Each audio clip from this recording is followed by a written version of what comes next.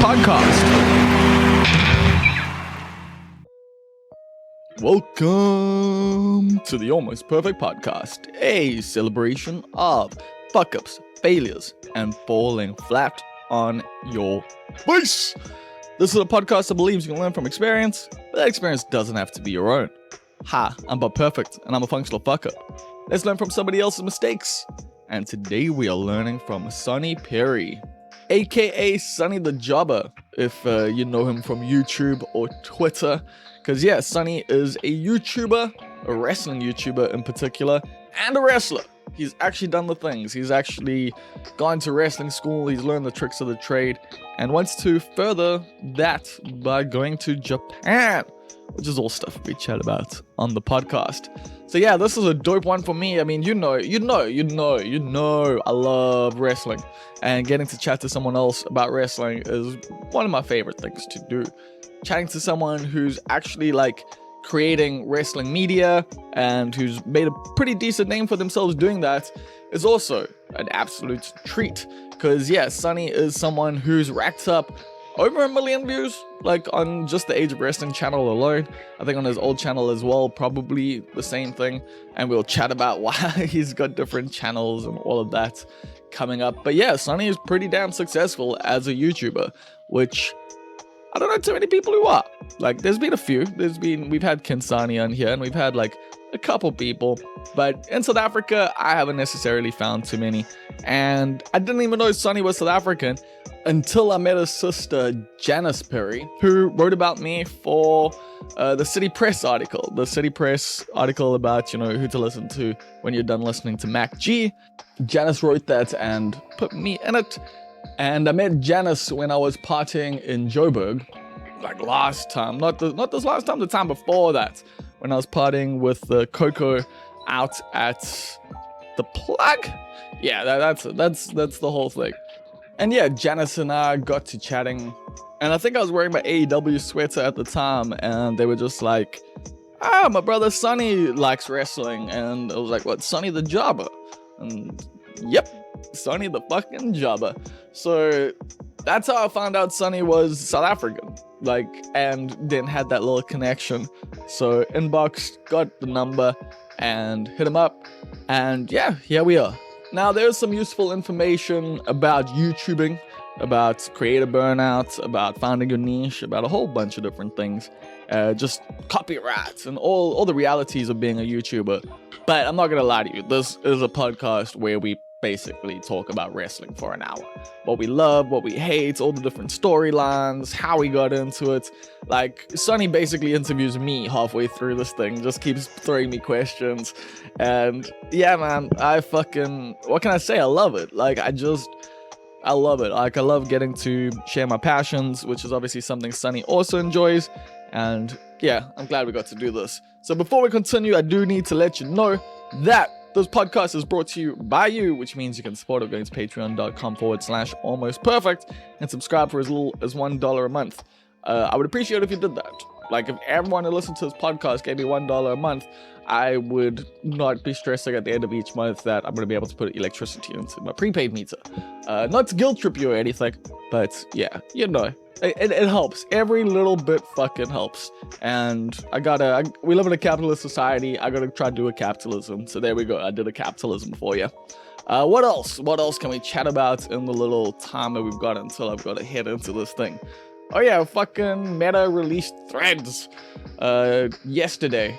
And it fucking sucks.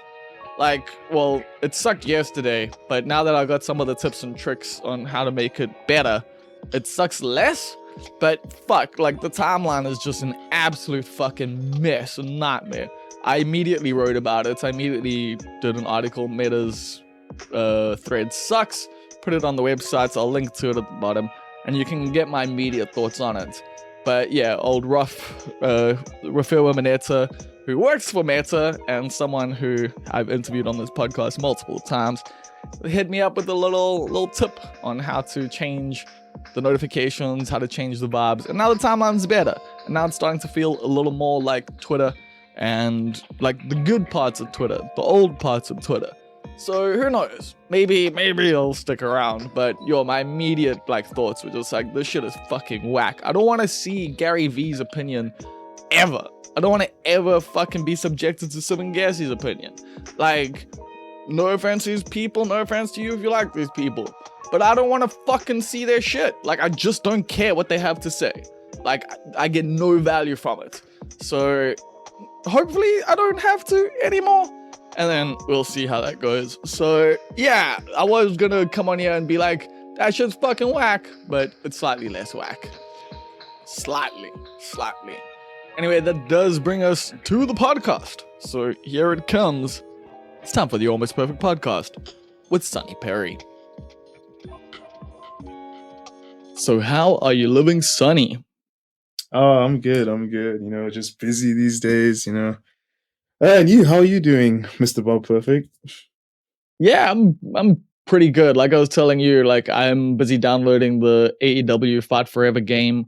Not right now. I had to pause it to do this, but I'm gonna be spending my weekend jamming that. And I don't know. I've seen a lot of mixed reviews, but I don't really give a fuck. Like I think it will be fun, and I just want to play something that's is wrestling related. That's not WWE. Yeah, apparently it's very reminiscent of like the old school WWE games, like SmackDown versus Raw. You know, those like old school kind of WWE games that we used to play when we were like kids.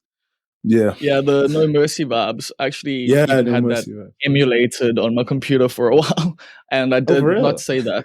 I did not say that. Okay. Legally, I did not say that. That's a joke. This is a comedy podcast. That is not actionable.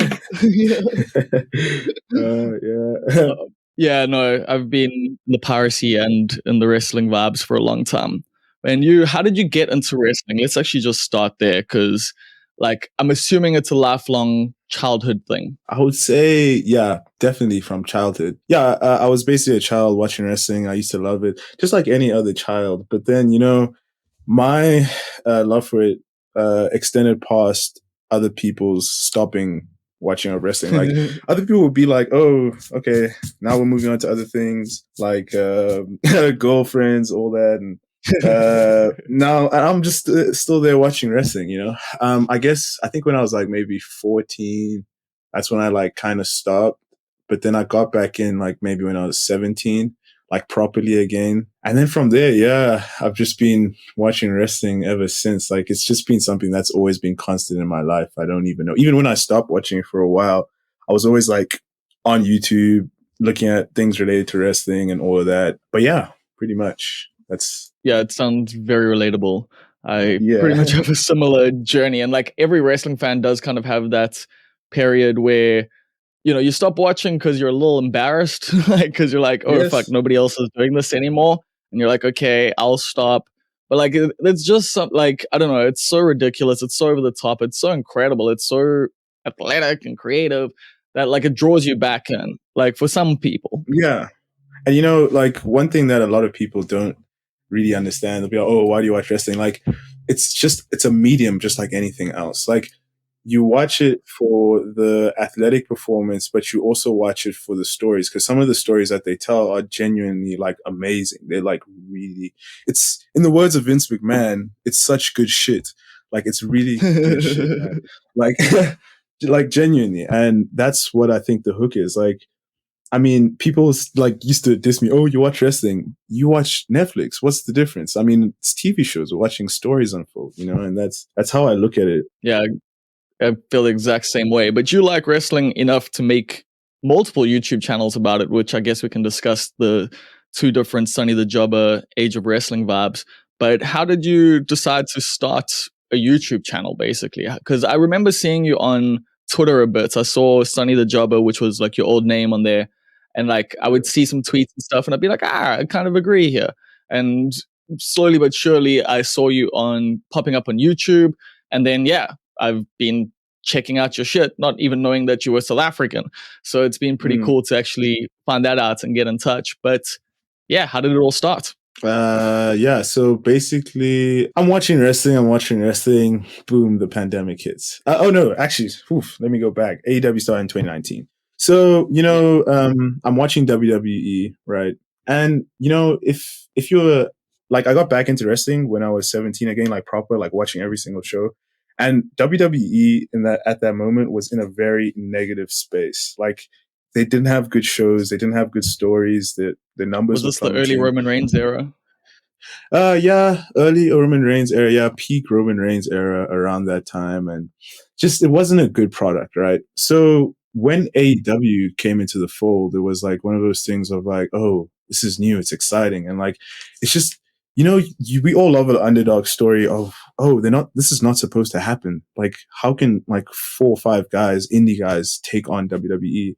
And Yep. I found that so amazing, and that's how I started watching AEW. I got really, really into AEW, started watching WWE. Then the pandemic hit, of course, 2020. And then because, it's a pandemic, you have so much free time. And, literally watching AEW would sustain me for the whole week. Like, I'd be like, oh, but AEW is on Wednesday. It's on Wednesday. It's on Wednesday. Like, I'd even text my friends, like, oh, here's a link to watch AEW. Like, like, Were you oh, doing Dark I and was like, Elevation as well? not sometimes, sometimes, not all the Yeah. time. In the pandemic, I was, but like, yeah, as time went on, less so. Yeah, exactly. Yeah. But yeah, I was literally watching like everything and I was like really, really into it. Like I was literally obsessed with it. Like if you're I'm sure you know my sister Janice. Yes. We're living together at that time during the pandemic, with my mom, and literally I used to only talk about AEW to her, like all the time. I was just so obsessed with it. And I needed an outlet just to like show how much I love AEW because I was also really into the Twitter space. And Twitter's a very mixed bag. It's kind of toxic, Yeah. wrestling. Yeah. It's gotten so much worse now. Like I actually bailed on Twitter like Me last too. week. Like I'm just done. Like I'm just fucking done, dude. I can't do it anymore. Literally, I deactivated my account like 2 weeks ago because it's just it's too much. It's just too much. And then I needed an outlet. So then I'm not sure if you know another YouTuber called Tranquilo Club. He's a Of course. Of course. So he was a massive inspiration to me. Like I just saw how much he loved AEW, and I'm like, I watched these videos. Oh yeah, I was also a YouTuber at that time, but I was doing like anime YouTube.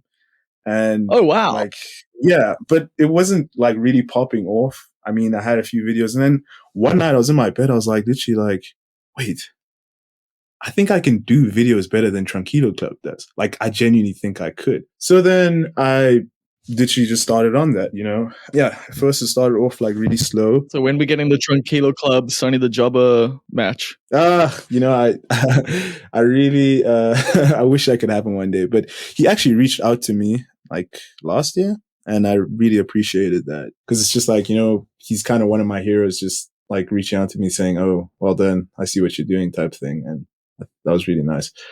Yeah, that's pretty much how I like got into it. And then it like after 2 months, literally I had like maybe 5 videos up. I put out a Hangman Adam Page video on his story, and that really, the timing for that was perfect. Yeah, so perfect. Yeah. And I actually did that intentionally because I think it was when he went away for, I don't know, he had his baby was being born. Yeah. And I realized, okay, when he comes back, the story's going to pick up full steam, and let me just fill in people because it's such a rich and intricate story. And that literally like blew up. It got like maybe 100,000, and that's when the ball started rolling for me. Yeah, so that was like with that was Age of Wrestling, wasn't that?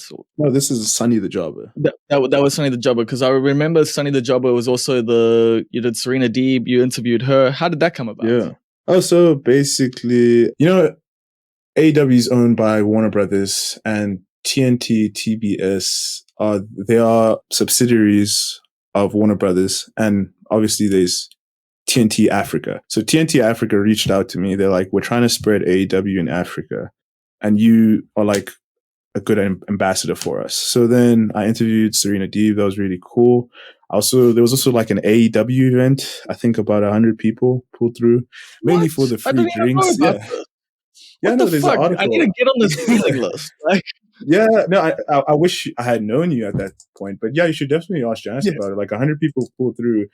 Granted, a lot of them weren't wrestling fans, but they I mean, came like for I the know free food like and drinks. other Yeah, wrestling fans as well. Like Yassine Barnes, he fucking loves wrestling. He's always at the wrestling show and is out in Cape Town and that. There's people, you know, there are numbers. They can invite real wrestling fans yeah, next time. yeah. No, 100%. Me too. I brought all the people from my wrestling school because I used to wrestle outside of Oh that as well. snap!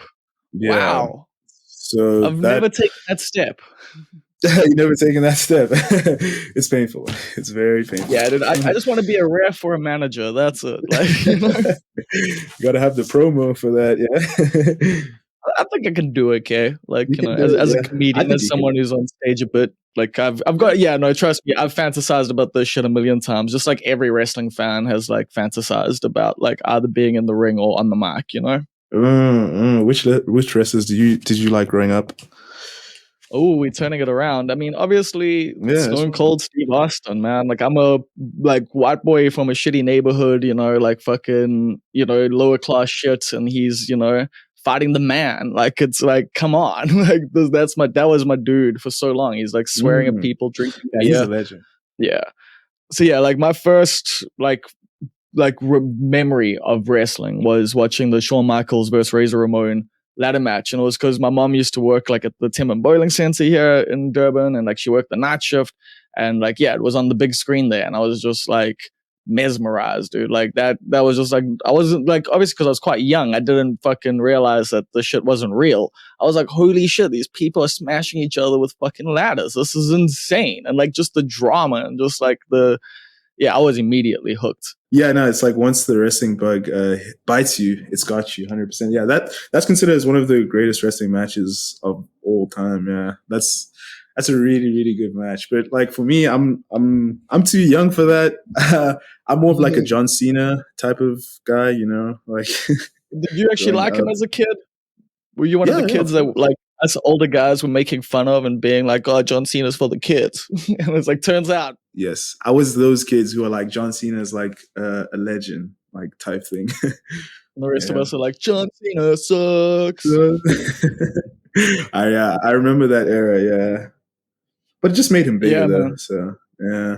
Yeah, I mean that's it. Like it is kind of a formula for turning someone like Kurt Angle went through it, fucking Roman Reigns went through it. It's just that Yeah. like you know, hating the babyface kind of vibe until they become a heel and then you love them.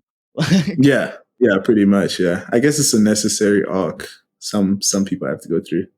but yeah, so we were talking about videos. I need to get some actionable advice out of you here for people before we carry on just nerding out about wrestling.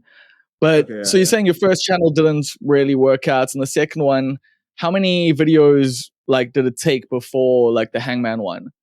Yeah, so I started that anime channel. It didn't really get off the ground. Then I started this wrestling channel, and I had maybe like 5, 6 videos. Literally, to be honest, you know, the average for someone to get monetized on YouTube is usually 15 months. But for me, I don't know, that Hangman video changed everything because after about 2 months, I was monetized on YouTube. And I was Yeah, like, I was blown away. And like, you know, I'm just like a small, not a small town kid. I guess I am, I guess, you know, whatever. But like, all that attention coming at one time, like it got 100,000 views so quickly, and I was like, oh my gosh, like this has actually happened. I never actually believed that I could do it. Like that it was yeah, possible. earlier I was talking about Tranquilo Club. At that point, he hadn't broken 100,000 views, and I did it before him, and I was like, yeah, I was actually right. I could make a better video than that Tranquilo Club type thing, and that was just like a But do big you, motivation. But yeah. well, I was gonna say, do you also like analyze other videos and stuff, and like you know thumbnails, like Yes. the titling and stuff like that? Did that play a factor? Because from looking at it, I think it might have. Yeah, 100%. Like I really studied not only Tranquilo Club, but there's also other video essay type creators in the niche. It's kind of more like taking, I'm pretty sure you know this because you're also a creator, like taking inspiration from a lot of different people and like just Yeah, amalgamating still it like an into one artist. thing. Yeah, literally. Like you just say, okay, this is good, that's good. Let me see how it works. How can I put my own unique kind of spin on this? And then, you know, one thing I must say, like for me, my personal journey, I would say the making it in terms of like blowing up wasn't hard, but the sustaining it, that's what was hard. That's what I found really challenging. I got the hang of it eventually, and you know, I think it's become like a full-time thing, especially before my like varsity started picking up. Like it was literally going like really, really well. Like I think my most viewed video has close to 700,000 views. And like, I'm really proud of that because it was kind of like a throwaway video. I didn't expect it to like blow up, but to this day, the video still gets like so many views, you know? So Is that the Golden Lovers video? no, you see, copyright got me. It's the Tessa Blanchard video. I can't have New Japan content. Oh, Yeah, like copyright has like finished me. but yeah, so the Tessa Blanchard one, yeah, the racist. That video, yeah. So with that, did that also impact? Because I see your content has taken a bit of a dark side of the ringish kind of like turn, Yes. like with the Yeah, like yeah. first with like the cancelled files with like the Joey Ryan stuff, which I found to be pretty interesting. And like, you brought out stuff that like I don't think a lot of people knew. I mean, I didn't fucking know necessarily. I mean, guy still seems like a sleazebag, but also, probably not as terrible as everyone made out. But yeah, like it's interesting. You see, the thing is, right? I think because I studied law type of thing. Well, so I was gonna bring that up, really, yeah, because you mentioned it. yeah, that's the thing. So like I have like a different perspective from a lot of people, like, the internet's very quick to say, oh, guilty, innocent, whatever. But it's not always black and white. It's not as black and white as people like actually think. It's more of like on a case to case basis. Joey Ryan's a sleazebag. Like he's 100% a sleazebag. But also some of the women that he dealt with were also a little bit, like it was a bit fishy. You know what I mean? And that's also just coming from my law background. But he does deserve to get cancelled.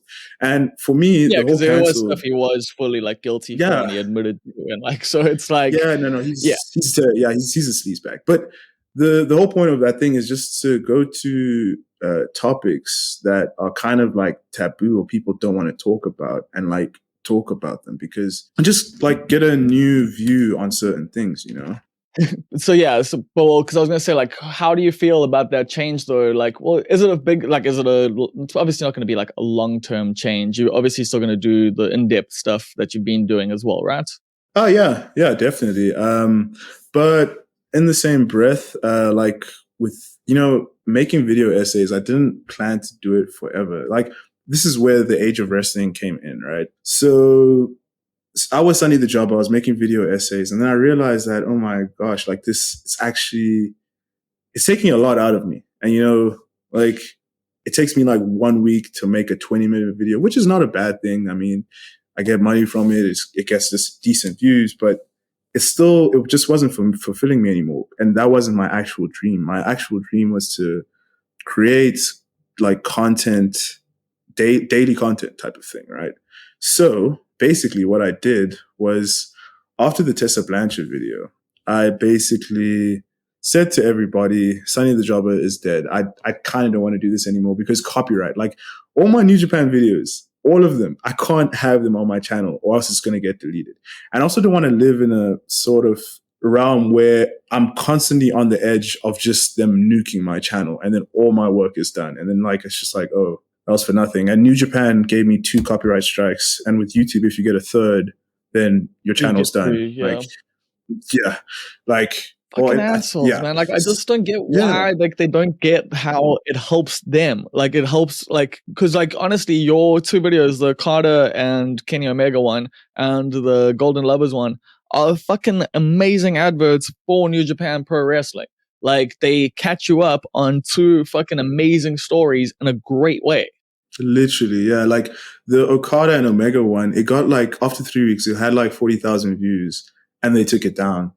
And that's when I realized I literally can't do it anymore. Now, I guess I put it back up. It's at like 65K or around there.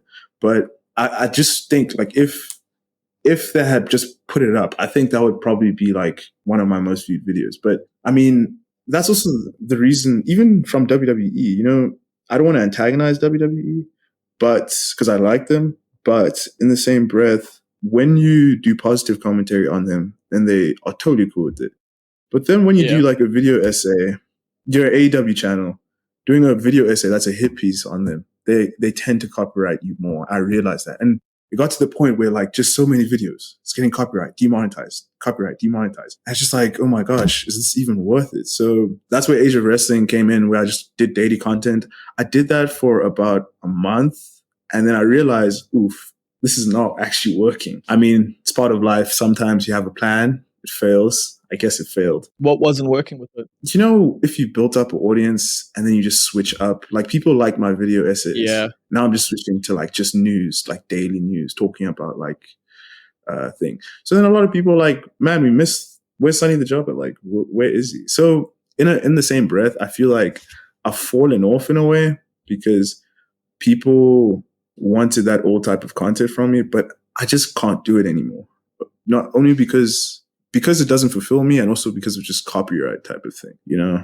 So I kind of just now found a place in this, like the canceled files, where I'm just going over taboo subjects, but I know my way around copyright enough that I know that I won't get copyrighted for these sort of videos type thing. I guess you've learned that the hard way. Yeah, pretty much. It's one of the like biggest issues on YouTube in general. Like you'd see every single fucking creator complaining about it, you know, like because it's not just like WWE, New Japan, etc. It's like your Warner Brothers, your, you know, all the different media houses, like basically, and all the different fucking music labels are just trying to get like either any negative criticism, like, you know, demonetized, or they're just trying to claim some of that money for themselves. Yeah, literally. Like, yeah, especially if you do something negative on them. And the thing is with New Japan, apparently the copyright laws in Japan are different. So like even if you talk about them in a positive light, they'll just be like, no, you can't fucking do that. Like we own this. You know. So. I didn't realize it was like I didn't realize it was Japanese law that made it that way, because I thought it was just them as a company being a little shitty. But okay, that's cool, because I mean I dig New Japan, and it seems like you do too. How did you get into New Japan Pro Wrestling? Because that's like a niche of a niche, you know? Yeah, that's a real niche.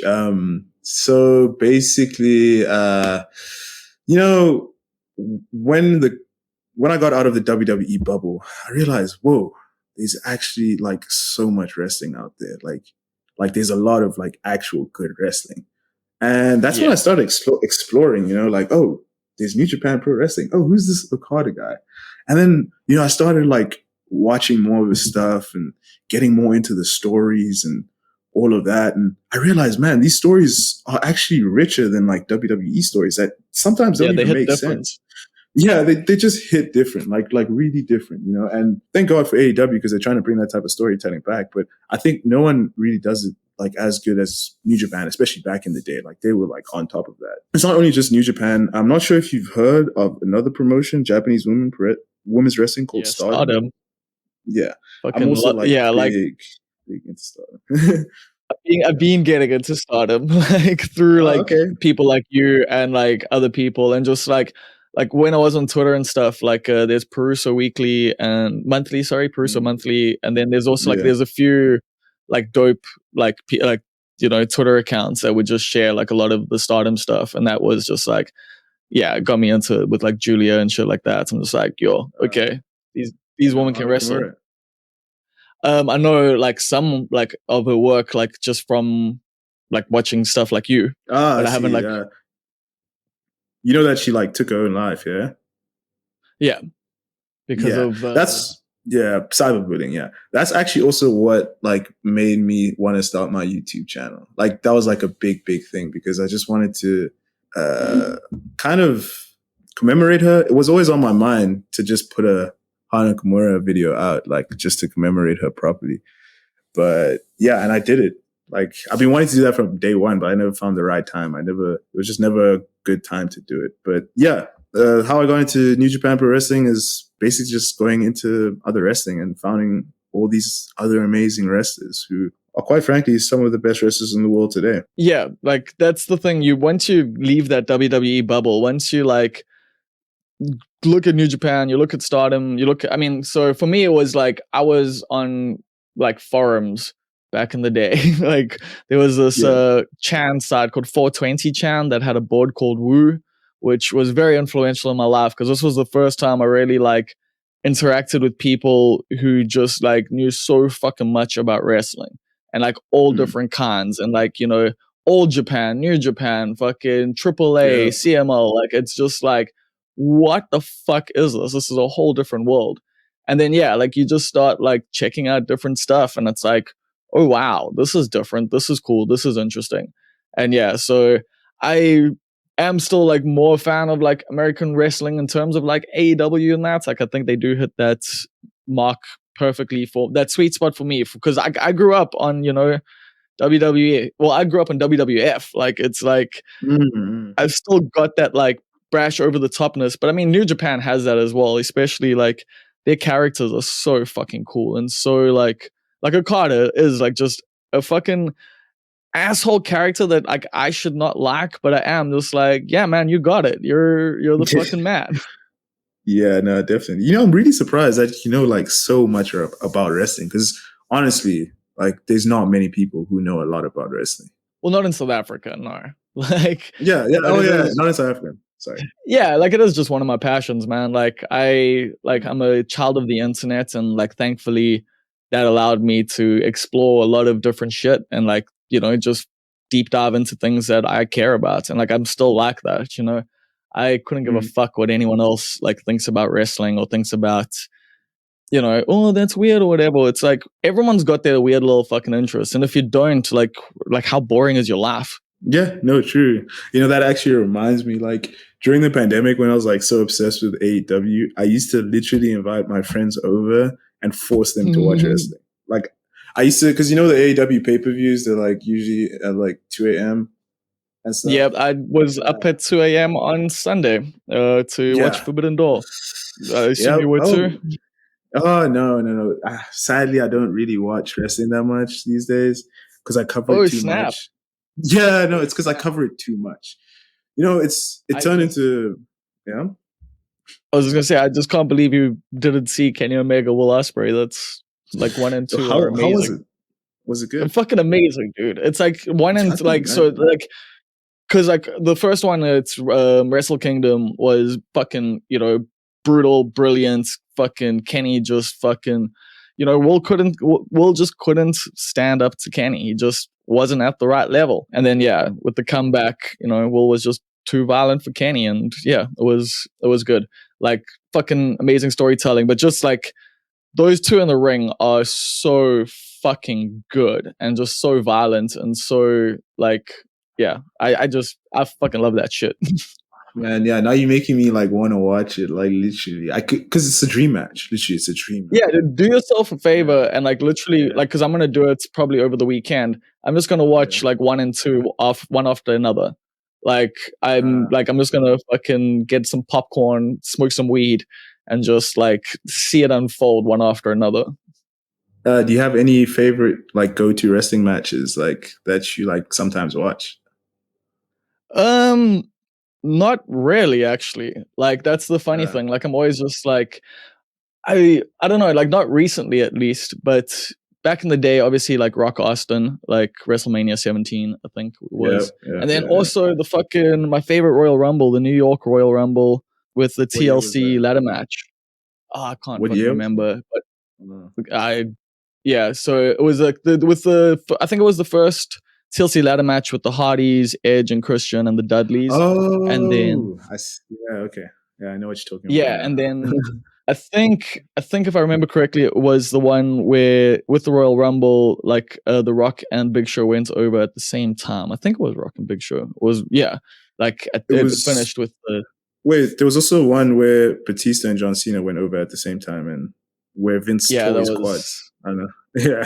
Yeah, that was like 10 years later or whatever. Or like yeah, you got to rehash um, the past. yeah, yeah, pretty much. Yeah, but yeah, I think the Man, it's new last ideas. Vince McMahon, he's a character for sure, man. Like, but the last wrestling match that I actually watched was I think Sasha Banks, Mercedes Moné versus Mayu Iwatani for Stardom. Yeah, I think that's which the last like one. which everyone thought Mercedes was going to take. Yeah. Which is it's crazy. Yeah. To be honest, like if I'm like totally honest, the only wrestling I actually watch these days is like Stardom. Like literally. Like everything else, I like look on the internet, like, oh, Twitter. Okay, I see. Because to be honest, my life has just been so consumed by wrestling. I just watch, I've seen so much wrestling. It's been my life for so long. It's just like, kind of burnout. Pretty sure you can relate in some sense. Burnout, yeah. Oh yeah. Even though you love something, you can still get burnt out. Yeah. Yeah, and you take breaks from things from time to time. Yeah. It's always there. You can always come back to it like however you want. But it's also like with creating content and that, like you're engaging with it in such a different way. And like I think every like YouTuber goes through that. Like especially if you're like touching on a niche subject and that requires like a lot of viewing time as well. To like be able to like come up with like these in-depth video essays.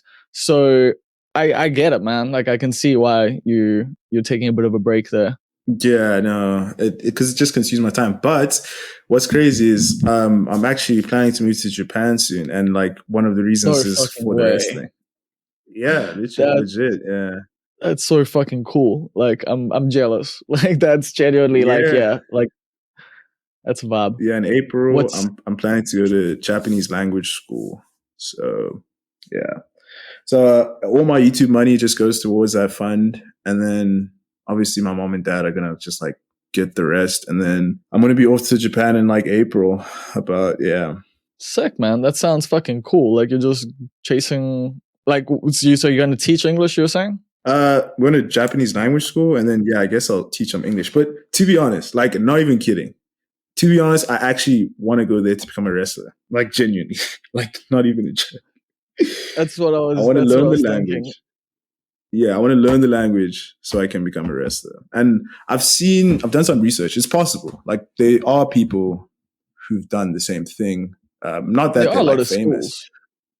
Yeah, exactly. So, I mean, just chasing dreams. You only have one life, type thing. So fucking A, dude. Like no, like also, to be honest with you, if I was younger, like if like these things were possible when I was your age, I might have done something similar. But from South Africa, like you with MySpace, you weren't exactly like knowing about all this other shit and how to like get like it was interesting. I chatted to PJ Black and like just his story. It's only because like his dad was like a wrestler, that like he was able to travel the world and knew like all the places to go and stuff. But like, yeah, in general, like most South Africans haven't done it because it wasn't necessarily a path.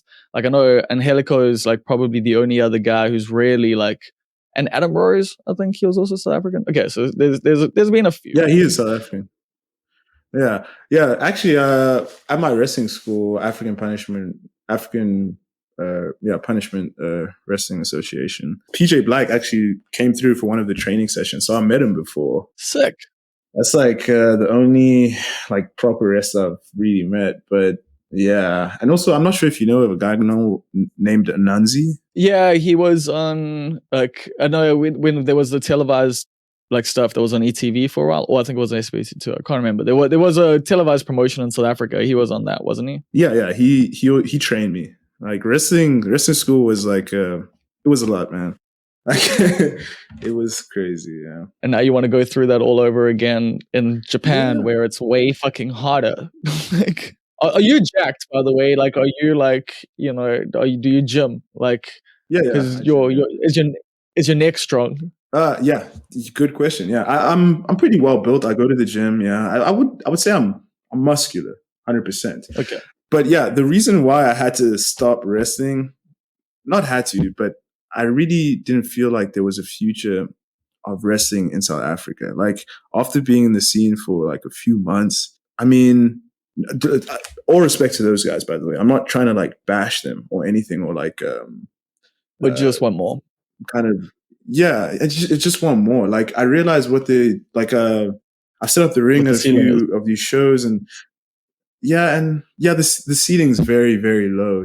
It's very, very low, and I just don't know. Like at that point, I had to decide. Okay, it's either because I was planning to quit YouTube and just be a wrestler full time. So I was just like, okay, it's either I do this African wrestling like full time, or I just continue with my YouTube. So I said, okay, maybe let me do that. And also, like, I realized my neck, my neck was actually so fucked from bumping. Like, have you ever bumped before?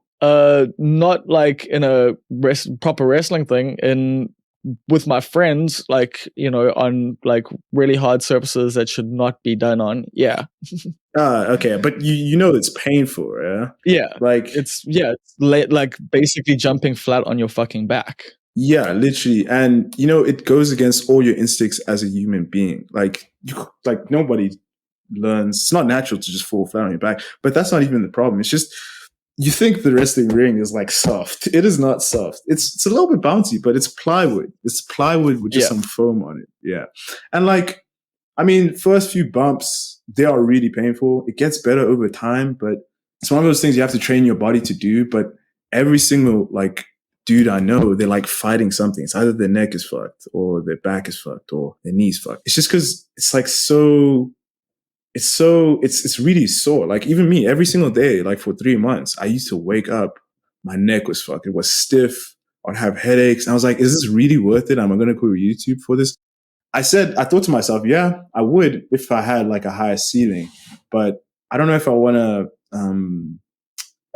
like put myself through all of this to be performing at like shows with like 5 people at it. You know what I mean? Like, Yeah. I'm not trying to bash them. It's just that like I'm just like, oh, I kind of looked at the situation for what it was. I'm like, I don't know if I want to do that. You took the Kevin Nash approach. Yeah, exactly. Yeah.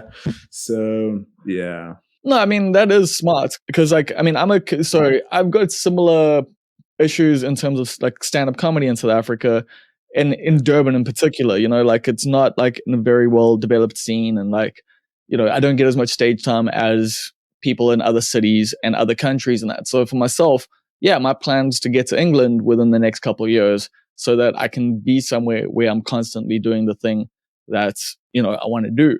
But I'm not fucking getting fucked up for it. That's the thing. Like I can just do like, you know, gigs in Durban and gigs around South Africa, and you know, it might not Yeah. be to thousands of people, it might be to 5 people sometimes, and Yeah. it's okay because I'm not getting hurt for that. So like, Yeah, I fully exactly. feel you. Yeah, no, like to be honest, I just love wrestling at all. It's just I just considered it at that moment like like because I was really getting hurt, you know, like it's like, man, I don't know. And who's to say like even in Japan it might not even work out. I'm just doing it because, you know, chasing a dream. You know, it's better to try something and have it not work out than like not try at all. That's like my kind of thinking, you know. 100%. You never know, like until you actually just do the thing. Yeah, exactly. And this is why I also have like a massive amount of respect for you because like looking through all your pages and listening to your podcasts and looking at all that like you're doing and like trying to make things move, I understand how hard that is. And I know that it takes a lot like a toll on somebody like mentally, like to try and always think and be creative and all of that. So big ups to you, like real talk, like Bob Perfect, you're doing the damn things.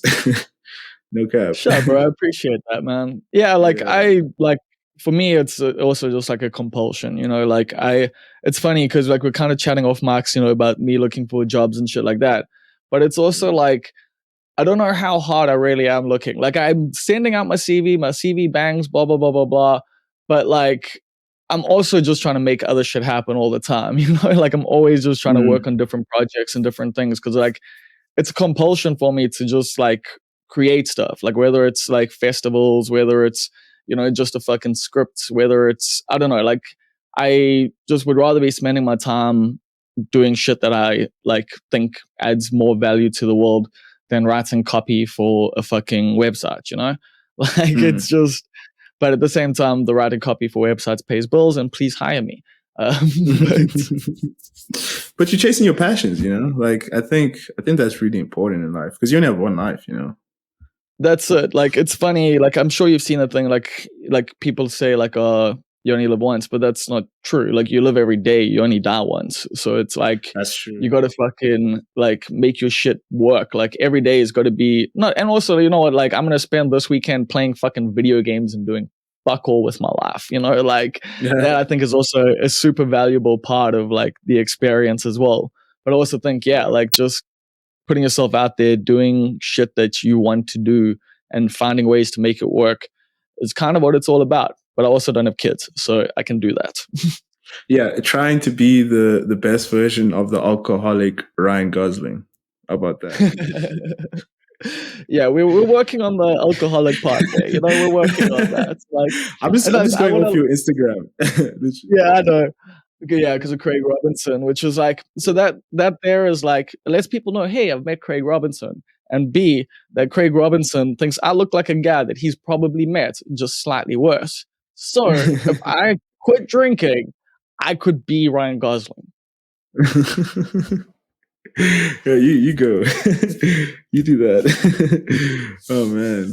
Uh, so yeah, so the future is Japan, and like what I was gonna say is with that, the cool thing is whether it works or it doesn't, like the life experience that you're gonna get from that is incredible, and like the knowledge you're gonna gain, the potential paths that it opens up for you is innumerable. Like obviously, Yeah. it's like, hey, I want to go be a wrestler in Japan, but you could land up becoming a commentator, fucking, someone who works in the back booking stuff. Someone like, there's so many options. Literally, there's so many options, and you never know, like where life will take you. But I must say this though, like I think I am gonna like I don't know if I'm gonna quit YouTube, like probably next year because I'm just so tired of chasing numbers. Like I realize the numbers can never ever really fulfill you. Sure, you get Yeah. like yeah, you get a big number on this thing, but you're like, oh, I always want more. You always want more, always want more, always want more. And it's just like an endless cycle. Like, oh, chasing, chasing, chasing, which is fine. It's fine. I mean, you have to get somewhere. But after a while, like I've been doing this for like 2 years, and I'm just like so exhausted. To the point where like I just sometimes I like question myself, like, do I really want to do this? Like I don't know. That's probably why like I've been uploading less. And I must say I'm also doing my fourth year at varsity honors Snap. degree. So yeah, like I'm also busy on that front. So and I Yeah, basically do that takes quite a nothing. bit of Yeah. fucking time. Yeah, exactly. So it's like trying to balance that and this. So I mean, And having a social it's life. just yeah, and having a social life it gets exhausting. Like for me, like I have a social life, yeah, but I don't watch TV. I don't like play video games. I don't do anything because I'm always just working, and like that existence is kind of awful. Like my life is kind of boring. Yeah, that's a bit I'm of a not even dystopia. kidding. Yeah, it's a little bit like dystopia. Like I'm literally always working, but maybe it's also a problem with me. Like maybe I'm just a workaholic type of thing, So I mean, yeah, maybe I think what they're called type A personalities. Maybe one of those. sorry, I'm unfamiliar with that. Me too. I'm not entirely certain of like I've heard it's used for people who are high achieving. I engage with pop psychology every now and again, but I never really know what any of it means. But yet, Okay. just like every other podcaster, just like Joe Rogan. What's your opinion on WWE these days? Do you watch it? I mean, I don't really watch it fully. I do catch it on YouTube every now and again, and the Sami Zayn stuff really like was compelling, and I I think how fucking hell they turned my least favorite wrestler into a guy who's like kind of the only one I really watch, and that's Roman Yeah. Reigns. Like it's like that whole storyline is being fucking good. It's good shit. It's good shit. Like no cap. Yeah. Like to be honest, it's so weird. Like I was the most diehard AEW fan, and now I like WWE more than AEW. I know it's kind of crazy. Oh wow. Yeah, no, it's because that's bold. Yeah, no, it's odd because I realized I love AEW, right? I love it, and I still love it, and I think they found a little bit of their stride again. But there was a period in time where like it was so rich in storytelling. Like I released a video called AEW's Fallen Off, and I realized a lot of people in the AEW community, like on Twitter, online, were like, what's going on with AEW? Like, they're not like the same as they used to be. Maybe the novelty kind of wore off. Maybe they just fluctuates, Like I think that was a chaotic time with the punk stuff, like with just like yes, the punk stuff also really hurt them.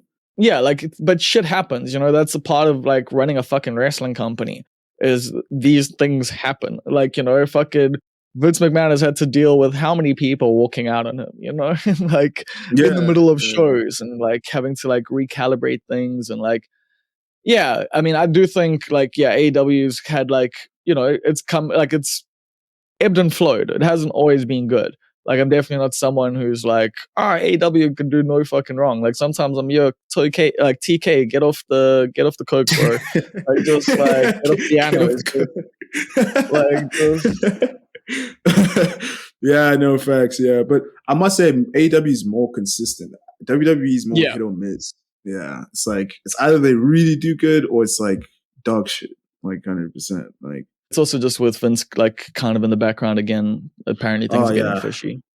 yeah, like the whole Triple H kind of era where he was just in charge. That was kind of like a perfect combination because I mean the Elite and Punk thing happened. Triple H was in charge. So I was like, okay, Cody was maybe like over W. there. Yeah, it's like maybe WWE is like, okay, it's actually coming back. And to be honest, their product's gotten better. Not the best still, but I mean, it's gotten much better to the point where I can, I can watch a show You can watch a Monday like Night Raw, hey? no, not Raw, not Raw, never Yeah, Raw. never, never, Yeah, never, never. never. A SmackDown maybe. I tried to watch SmackDown. I don't know why I was up so late. I tried to watch it. It was pretty alright. I really just stayed for the Bloodline stuff, and that's Yeah, about it. Yeah. that's kind of it though. They've got like one story. Like, Yeah, they got one story, yeah, pretty much. But it's a good story. That's the thing. And I don't know what stories in AEW do you like now, type of thing. what do I like at the moment? Actually, I mean, I like the Will Ospreay Kenny Omega shit, which isn't even like an AEW story. But the Yeah, BCC Elite yeah, stuff has been really good. Like, for the most part, I've yeah, enjoyed that. Eddie Kingston, Claudio, come like, like, yeah. I'm digging that. Like, they've got, yeah, a lot of the stuff that, like, I enjoy about AEW is there. Also, I think Hook Jungle Boy is gonna be fun. Like, but like, I don't know, Jungle Boy, and hopefully this works for him, because that dude cannot Yeah. fucking do a promo. Yeah, I watched. I literally watched. I think I saw on YouTube. It was like a 5 minute thing. I watched the first 2 minutes. I was like, "Oh, this is kind of cringe." I had to like click it off. Like, I was like, "Oh, I don't know about that one." He's heel Yeah. promo. I don't know. Yeah, like, shame. He really does just need someone else to talk for him. Like, just give him a fucking manager. I think he said something along the lines like, "I'm banging the baddest bitch The in this hottest. place." I Yeah. said, "Oh my god, bro, that's so cringe, man." Like, Yeah, you're just not the guy to pull that yeah, he off. literally said Like, "hottest bitch" or something along those lines. yeah. Yeah, bro. Like maybe if it was MJF, I'll be like, "Oh, fuck you, MJF." But Jungle Boy, no, we prefer sweet Jungle Boy. I think. I don't know, like, yeah, but Yeah. the thing is, like, it was just I don't know, I think his character lost its juice, and so this is the way to try and make that happen, and, like, I think the wrestling between him and Hook is gonna be fucking great. Yeah, Hook is really, really good. Yeah, 100%. Yeah. Yeah, I like Hook. He's mysterious. He's mysterious. Yeah, but that's also, like, what's smart about it is just to, like, fucking, instead of making this guy talk, just make his whole thing that he doesn't talk. He just walks in, eats chips, fucks people up. Like, Yeah. love it. What do you think of Cody Rhodes? Oh, fuck, like, I could talk for years. Like, literally, just, like, what a tale, what a story, what a laugh, What a Like, story. Yeah. I was one of the few people that actually, like, enjoyed aspects of Stardust because he, like, made shit work. But, like, they buried that dude hard. I love dashing Cody Rhodes. Like, fucking Yeah. oh, yeah, no. He's had a lot of errors. And then, like, even the Cody verse, in AEW, like, was quite Yeah. something. Like, he's an Yeah, it ambitious was. man. I'll give him that. Yeah. What do you think of him going to WWE? I think it was a fucking bold move. Like, fucking ballsy move. Fucking, I don't know if it's paid off. Like, I mean, obviously he's eventually gonna win, like, one of the titles or whatever, like, that his dad didn't get. But I think they should have pulled the trigger at WrestleMania. Yeah, no, probably. Yeah, they should have. Yeah, they kind of messed the story up. Real talk. That's the only thing that, like, I think the idea might be that, like, he needs to struggle more for it. Like, he's going to, like, lose, and he's going to, like, have, like, a crisis of faith and this and that. and like eventually come and maybe next year WrestleMania win it. Like, and if they pull it off well, then like, hey, maybe there'll be a good story. But I don't know, there were so many moments of momentum, like with Sammy, with him, like in this WrestleMania build-up that like, yeah, because like Roman doesn't need the title like for this like Uso shirt, you know? So Yeah, he I don't know. doesn't. Yeah, no, literally. Like I've seen that narrative like online and stuff, but like they still should have pulled the trigger. I understand he needs to suffer more or whatever, but like it was just the perfect time. Like the whole world was behind him, and they didn't do it like that. You know what's so crazy? Because Cody Rhodes also like left to WWE, and remember all the stuff that was going on, the elites and all that, and Punk and all of that. So in that, like when Cody also was like really popping off in WWE, that's also when I was like, oh, WWE is like proper. That's when I was like actually tuning in, trying to see what's going on. And then when he lost at WrestleMania, I said, oh my gosh, I actually wasted my time. All that investment was for nothing. And that like kind of got me off of WWE a bit. But that was like lol WWE, like the old school fucking lol WWE. Like that was, that's just how yeah, they let you down. When I die, I want the people at WWE to lower my coffin so that they can let me down one last time. 100%. Yeah, dude. Fuck. Oh yeah, one thing I was gonna suggest is like if you want to like give up the YouTube thing when you go overseas and that, you could also maybe do a vlog. Like that could work. Oh yeah, I could. Yeah, I really could. Yeah, I'm also planning to do like a face reveal. Ooh. Yeah, because that's what I'm saying. Like you've got fans, like you've got like fans on the internet, like already. So it's like you could be like the next Simon Miller. Like who knows? Yeah. That actually, like future plans. I was actually planning to like the next step in my content creation. I'm going to ditch the video essays and I'm going to get a green screen. I'm just going to talk about wrestling. If it goes good, it goes good. If it goes bad, it goes bad. I just realized, man, I think I need to go back to my original dream of talking about wrestling on the internet every day. You know what I mean? Yeah, man. Well, I like that you keep iterating, you keep trying to figure out what works for you, and that you're chasing your dreams. Before we head on out, I do want to ask you a question I ask every guest on the podcast, and that is, what is a big mistake that you have learned an important lesson from? Fuck. Oh man, I've made many mistakes. I'd say the biggest mistake was getting a big head. I think 100%, because there was a time, especially when that Tessa Blanchard video came out. I mean, it just got so many views. TNT Africa was on the phone with me, and I was doing that TNT event, right? And then I got like a big head in the sense that like everything was going so well. So, I was the man, I was like, I had lots of money. I was doing all these things. And then now, it's not like that, because life goes in like waves, like I just know that the next time I'm in a position, the next time I'm in a position like that, I'm just going to, just be humble, like things are going good now, but doesn't mean it like is sustained forever, That's my biggest mistake. Bro, that's such a great thing to learn, like young, like at your age, to know that is great. Because like, the way it happened to you, like that was me from like 23 to about 30. Where I was, you get a big head. I mean, where I was just, well, like just I was like living a character and just like fucking just because we were doing like I ran a blog like when blogging was cool, and got invited to lots of shit, and like was a known person and shit, and like I definitely played into a lot of it, and it definitely fucked with me in some ways.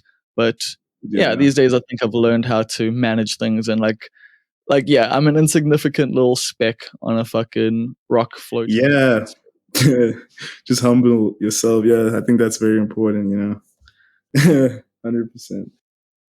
But next time you're in Johannesburg, I'm gonna take you to wrestling school so you can bump for real. Okay, so you want me to do cocaine at a wrestling school? Cool. I'm in. Oh. I mean, flat back bump, not Bro, I crazy. would fucking 100% love to do that. I know it's gonna hurt. I'm gonna work out a bit more before we see each other. I think I need to put on a bit of meat on my back and neck, shoulders, and then yeah, we can do it for real. And the craziest thing they told me is that someone actually died in that ring. They tried to do a front flip and they landed on their neck and they died. Like, legit, I was like, oh, okay, crazy. Well, I mean, that does happen. So don't die. So don't die. Yeah. So don't die. Yeah, but I'm not exactly gonna do a front flip. Like, my only goal in wrestling is to one day be put through a table, like at an event that matters. You know, like what that means, I don't know. Like whether it's 100 people, 1,000 people, the whole entire world seeing it happen, who knows? But one day, like just going through a table would be pretty fun. Don't worry, I can put you through it. Yeah, I'll put you through it. Yeah. But yeah, thank you very much for this interview. Like I had a blast talking to you. Fucking thank you. This has been amazing too. Like to actually like chat to someone else about wrestling at length like this is so fucking cool. But also now we got to build a feud for like the next 10 years or so. Oh yeah. And then eventually you can put me through a table in New Japan Pro Wrestling. My arch rival, Bob Perfect. Oh, he got to go through a table. Oh, I hate that guy.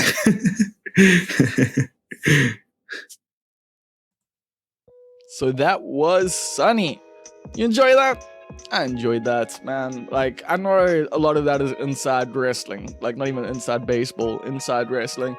But hopefully, whether you're a wrestling fan or not, you saw the passion of both of us, like, shining through there.